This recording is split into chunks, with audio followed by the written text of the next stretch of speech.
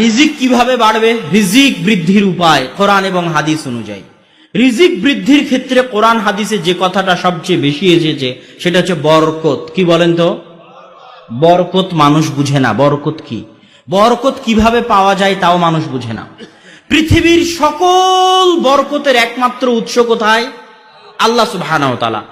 আল্লাহ এবং আল্লাহর সাথে সম্পৃক্ত যা কিছু আছে তা সবই বরকত। যেমন আল্লাহর সাথে সম্পৃক্ত হচ্ছে আল্লাহর নাম। আপনি আল্লাহর নাম নিয়ে খাবেন, কি হবে? রাসূল সাল্লাল্লাহু আলাইহি ওয়াসাল্লাম বলছেন, কেউ যদি বিসমিল্লাহ বলে না খায় তার সাথে শয়তান খাবে। আল্লাহর নাম হচ্ছে আসসালাম, শান্তি। কেউ যদি বাড়িতে প্রবেশ করার সময় আল্লাহর নাম না নেয়, আসসালামু আলাইকুম না বলে, শয়তান ঘোষণা দেয়, শোনো, এই বাড়ি তোমাদের থাকার জায়গা, এই বাড়ি তোমাদের খাওয়ার জায়গা, এই বাড়িতে থাকো আর খাও। আর যেই বাড়িতে শয়তান থাকে ওই বাড়ি থেকে বরকত পালায়। শয়তান আর বরকত মুখামুখি, বিপরীত। যেখানে শয়তান আছে ওখানে বরকত নাই, যেখানে শয়তান আছে ওখানে ফেরেশতা নাই, যেখানে ফেরেশতা আছে ওখানে বরকত আছে, যেখানে শয়তান আছে ওখানে বরকত নাই। রাসূল সাল্লাল্লাহু আলাইহি ওয়াসাল্লাম বলছেন, লা তাদখুলুল মালায়েকা ফি বাইতিন, ওই বাড়িতে রহমতের ফেরেশতা প্রবেশ করবে না যেই বাড়িতে বাপের ছবি ঝুলানো আছে সম্মানের সাথে, যেই বাড়িতে বিদেশ থেকে কিনে আনা আছে ঘোড়া হরিণ, স্বর্ণের ঘোড়া হরিণ কিনে শোকেজে সাজিয়ে রাখা আছে, ওই বাড়িতে রহমতের ফেরেশতা প্রবেশ করবে না। মানে ওই বাড়িতে কি নাই? বরকত নাই। কি নাই? বরকত নাই। ওই বাড়িতে শয়তানের বসবাস। কাদের বসবাস? শয়তানের বসবাস। সম্মানিত উপস্থিতি, বরকত পাবো আল্লাহ আর আল্লাহর সাথে সম্পৃক্ত যা কিছু আছে। একটা আল্লাহর নাম আর একটা আল্লাহর বাণী। আল্লাহর বাণী কোনটা বলেন তো? কোরআন। কোরআনবিহীন জীবন অন্ধকার জীবন। কোরআনবিহীন জীবন পশু প্রাণীর জীবন। কোরআনবিহীন জীবন কুকুর শৃগালের জীবন। কোরআনবিহীন জীবন কুকুর শুকুরের জীবন। কোরআনবিহীন জীবন গরু ছাগলের জীবন। মানুষ মুসলমানের জীবন কোরআনবিহীন হতে বাড়ি অন্ধকার বাড়ি। কোরআনবিহীন বাড়ি বরকতবিহীন বাড়ি। কোরআনবিহীন বাড়ি রহমতবিহীন বাড়ি। কোরআনবিহীন বাড়ি শয়তানের বাড়ি। কোরআনবিহীন বাড়ি কবর, কবরের মতো অন্ধকার, যে বাড়িতে কোরআন তেলাওয়াত হয় না। মুসলমানের মরা উচিত নয় কোরআন না শিখে। কোন মুসলমান সন্তানের বড় হওয়া উচিত নয়, বেড়ে ওঠা উচিত নয় কোরআন না শিখে। কোন মুসলমানের মৃত্যুবরণ করা উচিত নয় কোরআন না শিখে। এরকম শত সম্মেলন আয়োজন করার চাইতে জরুরি কোরআন শিক্ষার আয়োজন করা। এরকম ঘন্টার পর ঘন্টা বক্তব্য দেওয়ার চাইতে জরুরি আমি আপনাকে কোরআন শিখাবো। এ আধা ঘন্টা বক্তব্য দিয়ে আপনার যা উপকার করতে পারবো, এ আধা ঘন্টায় আলিফ বা তা সা শিখালে, সূরা ফাতিহা শুদ্ধ করালে তার চেয়ে বেশি উপকার করতে পারতাম। এ কথাই ঠিক, এ কথাই চূড়ান্ত। আল্লাহ আমাকে বলেননি হুদাল্লিন নাস, আল্লাহ ডাক্তার জাকির নায়েককে বলেননি হুদাল্লিন নাস, আল্লাহ আব্দুর রাজ্জাক বিন ইউসুফকে বলেননি হুদাল্লিন নাস।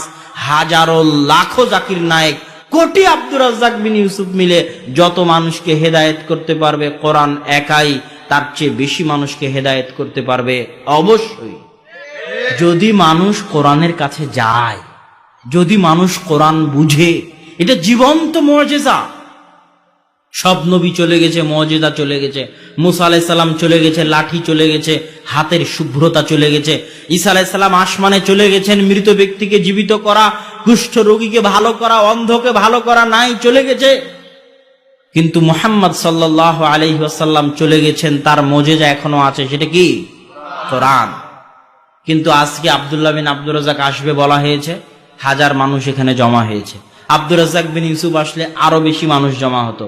কিন্তু কাল যদি মসজিদে বলি কোরআন শিখানো হবে, কয়টা মানুষ আসবে? তাহলে আপনি কাকে মূল্য দিচ্ছেন বেশি? সম্মানিত উপস্থিতি, কোরআন সবচেয়ে গুরুত্বপূর্ণ। কোরআন আপনার জীবন পরিবর্তন করে দিবে, জীবনে রহমত বরকত নিয়ে আসবে। আজ থেকে প্রতিজ্ঞা করেন, যারা কোরআন জানেন না তারা কোরআন শিখবেন। কি বলেন? আর যারা কোরআন জানেন তারা অন্তত পক্ষে দিনে কিছুই না পারলে সূরা ইখলাস 3 বার পাঠ করবেন। ইনশাআল্লাহ বলেন ইনশাআল্লাহ। আল্লাহ আপনাদেরকে কবুল করুক, আল্লাহুম্মা আমিন। তাহলে টাকা পয়সায় বরকত হবে কি দিয়ে বলেন তো? কোরআন দিয়ে। বাড়িতে বরকত হবে কি দিয়ে? বাড়িতে শান্তি আসবে কি দিয়ে? কোরআন দিয়ে। আসসালামু আলাইকুম দিলে বাড়িতে শান্তি আসবে। বিসমিল্লাহ বলে খেলে, বিসমিল্লাহ বলে দরজা বন্ধ করলে, কোরআন তেলাওয়াত করলে বাড়িতে শান্তি আসবে। পরের পর্ব, রিজিক কিভাবে বৃদ্ধি পাবে। এক, আল্লাহ ভীরু এবং আল্লাহর প্রতি ভরসা। আল্লাহকে ভয় করা এবং আল্লাহর উপর ভরসা করার ক্ষেত্রে কোরআনে বলা হয়েছে যে আল্লাহকে ভয় করবে এবং আল্লাহর উপর ভরসা করবে, আল্লাহ তার রিজিকের ব্যবস্থা করে দিবেন মিন হাইসু লা ইয়াহতাসিব, এমন জায়গা থেকে যে সে কল্পনাও করতে পারবে না যে কোথায় থেকে তার রিজিক হবে। দুই, আল্লাহর নিকটে ক্ষমা চাওয়া। ওমর রাদিয়াল্লাহু তাআলা আনহু একদিন বৃষ্টি প্রার্থনার জন্য বের হলেন। বৃষ্টি প্রার্থনার সালাত আদায় করবেন। বৃষ্টি প্রার্থনার জন্য বের হয়ে তিনি মানুষকে বললেন, তোমরা ক্ষমা চাও, আল্লাহর নিকটে ক্ষমা চাও, ক্ষমা চাও। তাবিরা বলতেছে, ওমর রাদিয়াল্লাহু তাআলা আনহু, আপনি বৃষ্টি না চেয়ে ক্ষমা চাইতে বলেন কেন? তখন তিনি কোরআনের আয়াত তেলাওয়াত করলেন, ফাকুলতুস্তাগফিরু রাব্বাকুম ইন্নাহু কানা গাফফারা ইরসিলিস সামা আলাইকুম মিদরারা। তোমরা আল্লাহর নিকটে ক্ষমা চাও, ক্ষমা চাইলে আল্লাহ আসমান থেকে মুষলধারে বৃষ্টি বর্ষণ করবেন, তোমাদের ধন সম্পদ সন্তান সন্ততিতে বরকত দিবেন। আল্লাহু আকবার। তৃতীয় যে জিনিস আপনার ধন সম্পদ বাড়াতে পারে সেটা হচ্ছে আত্মীয়তার সম্পর্ক। রাসূল সাল্লাল্লাহু আলাইহি ওয়াসাল্লাম বলছেন, মান সাররাহু আন ইউবসাতা লাহু ফি রিজকিহি, যে চায় তার রিজিক বাড়িয়ে দেওয়া হোক, তার রুজি বাড়িয়ে দেওয়া হোক, সে যেন আত্মীয়তার সম্পর্ক রক্ষা করে। আপনি সহি আকীদায় এসেছেন, আপনার ভাই আসেনি, সম্পর্ক ছিন্ন করে দিবেন? আপনি সহি আকীদায় এসেছেন, আপনার বাপ শাহজালালের কবরে গিয়ে সিজদা দেয়, সম্পর্ক ছিন্ন করে দিবেন? হেরাক্লিয়াসকে আল্লাহ রাসূল বলেনি চিঠিতে লেখার সময়, হেরাক্লিয়াসের কাছে আল্লাহ রাসূল চিঠি লিখছেন, চিঠিতে আল্লাহ রাসূল বলেননি, হে কাফের হেরাক্লিয়াস, আমি তোমাকে ইসলামের দাওয়াত দিচ্ছি। আল্লাহ রাসূল লিখেছেন, হে মহান রোমান অধিপতি হেরাক্লিয়াস, সম্মান দিয়ে সম্বোধন করেছে। ফেরাউনের চেয়ে বড় কাফের দুনিয়াতে আছে? ফেরাউনের কাছে যখন দাওয়াত দিতে পাঠিয়েছে মুসাকে, তখন আল্লাহ কি বলেছে? গিয়ে বলবা, এই কাফের ফেরাউন, তোকে ইসলাম গ্রহণ করতে হবে। হ্যাঁ না, আল্লাহ বলেছে নরম ভাষায় কথা বলো। এখন আপনি যদি রাত দিন গালি দেন, উমুক বেদাতি, তুমুক মুশরিক, উমুকের জন্য দোয়া করা যাবে না, তুমুকের মৃত্যুতে খুশি হতে হবে, তুমুকের জন্য এটা করতে হবে, অমুকের জন্য এটা করতে হবে, উমুকের হেদায়া আগুনে জ্বালিয়ে দেব, উমুক ইবলিস, এভাবে যদি গালিগালাজ করেন, দাওয়াত দিতে পারবেন? বাপ কবরে যায় তাই বাপের সাথে সম্পর্ক ছিন্ন করে দিয়েছেন। যতই আপনার আকীদা বিশুদ্ধ হোক, আপনার ধন সম্পদে বরকত হবে না। বাপ মুসলমান আছে, কাফের যদি হয়ে যায়, মুশরিক যদি হয়ে যায়, হিন্দু যদি হয়ে যায়, তবুও বাপের সম্মান রক্ষা করতে হবে, বাপের সাথে ভালো ব্যবহার করতে হবে, আত্মীয়তার সম্পর্ক রক্ষা করতে হবে, তাদের সাথে ভালো ব্যবহার করতে হবে। যতক্ষণ না আল্লাহ বিরোধী কোনো আদেশ দিয়েছে, ততক্ষণ বাপের সম্মান, আত্মীয়তার সম্পর্ক রক্ষা করতে হবে, না হলে রুজি রুটি কমে যাবে, রুজি রুটিতে বরকত থাকবে না। রুজি রুটিতে বরকত হওয়ার চতুর্থ এবং পঞ্চম বড় বিষয়, বিবাহ করা, অত্যাধিক সন্তান নেওয়া, আল্লাহর রাস্তায় দান করা। কেন বিবাহ করলে, কেন অত্যাধিক সন্তান নিলে, কেন আল্লাহর রাস্তায় দান করলে রুজিতে বরকত হবে? প্রত্যেকেই পৃথিবীতে যতজন এসেছে, সবাই নিজ নিজ রিজিক নিয়ে পৃথিবীতে এসেছে। আমি যখন একাই ছিলাম, তখন আল্লাহ আমার রিজিক আমার হাতে দিত। আমি যখন বিয়ে করলাম আমার স্ত্রীকে, তখন তার রিজিকটাও আল্লাহ আমার হাত দিয়ে দিবে।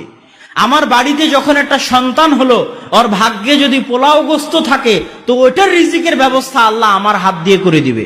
যত মানুষের রিজিকের দায়িত্ব আপনি গ্রহণ করবেন, তত মানুষের রিজিকের দায়িত্ব, টাকা আল্লাহ আপনার হাত দিয়ে দিবে। এই জন্য বিবাহ করলে, সন্তান নিলে রিজিক বাড়বে। আল্লাহ কোরআনে বলছেন, লা তাকতুলু আওলাদাকুম খাশিয়াতা ইমলাক, দুনিয়ার মানুষ রুজির ভয়ে সন্তান হত্যা করিও না। কেন? আমি তোকেও খাওয়াই, তোর সন্তানকেও খাওয়াবো। এখন পর্যন্ত তুই তোর নিজের রিজিকের মালিক হতে পারিসনি, কেমনে তুই নিজের সন্তানের রিজিক নিয়ে চিন্তা করিস? অতএব সন্তান অতিরিক্ত হলে আল্লাহ সুবহানাহু ওয়া তাআলা রুজিতে বরকত দিবে, ধন সম্পদে বরকত দিবে। এটা রিজিক বৃদ্ধির একটা মাধ্যম।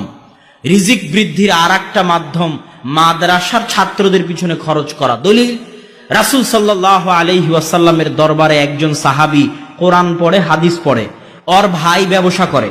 ওর ভাই এসে আল্লাহ রাসূলের কাছে অভিযোগ দিয়েছে যে আল্লাহ রাসূল, আমার ভাই আপনার নিকটে পড়াশোনা করার কারণে আমার সংসার ধ্বংস হয়ে যাচ্ছে।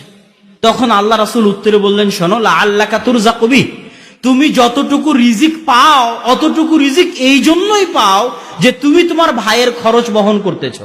আল্লাহু আকবার।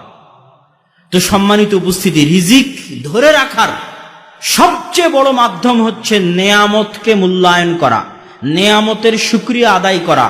আজ আপনি কোটিপতি লাখপতি হয়েছেন, আপনার সন্তানও কোটিপতি লাখপতি থাকবে কিনা তা নির্ভর করে আপনি কতটা নেয়ামতের শুকরিয়া আদায় করতে পারতেছেন।